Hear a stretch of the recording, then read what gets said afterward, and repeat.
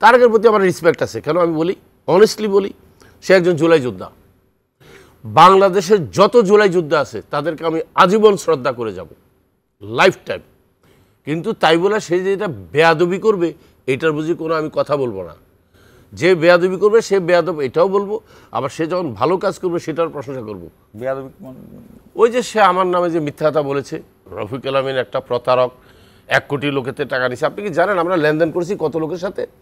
Tree প্ল্যান্টেশনে 8 থেকে 8.5 লাখ লোকের সাথে, আর আপনার ইয়েতে মাল্টিপারপাসেতে 2 থেকে 2.5 লাখ লোক, সব মিলে 10 থেকে 11 লাখ লোকের সাথে।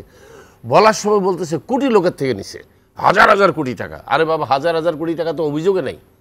অভিযোগ হচ্ছে এক জায়গায় 1900 কোটি টাকা, আরেক জায়গায় 2300 কোটি টাকা, মোট 4000 কোটি টাকা, যেটা ভুল হিসাব।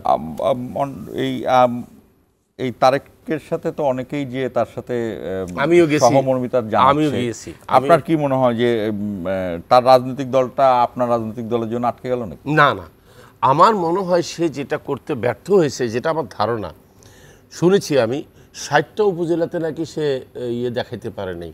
তো সে এখন যেটা করা উচিত, আমি একটা বুদ্ধি দিই তাকে, মাননীয় নির্বাচন কমিশনের দপ্তরে একটা চিঠি দিয়ে জাস্ট সময় নিয়ে বাকি 60টা ইয়ে আবার করে দিলে তো হয়। যেমন আমি কিন্তু প্রাথমিক বাছাইতে আসি। ভালো কথা, আপনি আমার প্রশ্নটা উদ্রেক করলেন। আপনারা কিভাবে দেখেন? আপনি তো কখনো রাজনীতি করেননি, হঠাৎ করে রাজনৈতিক দলের আমাদের সংগঠন কিভাবে করলেন? আমাদের হয়েছে কি, আমাদের এত জেলায় এত কিছু। আচ্ছা, আমাদের কিন্তু জানেন, আমাদের লোকজন তো জানতো অনেকে যে আমি আসলে ভিকটিম এবং আমি কোনো অন্যায় করিনি।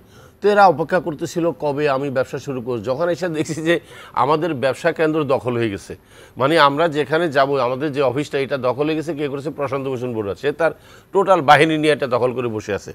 এখন আমি তাকে এইটাও রিকোয়েস্ট করছি যে দাদা, আপনি আমাকে অন্তত ব্যবসাটা করার একটা পথ দেন, আমি ব্যবসাটা স্টার্ট করে দিই।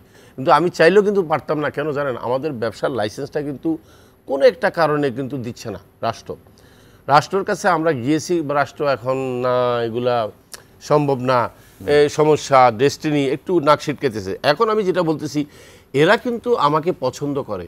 আমি জাস্ট এদের সাথে একটা ইয়েতে জুমে এসে মিটিং করলাম, কয়েক হাজার লোক, 1000 লোকের মতো।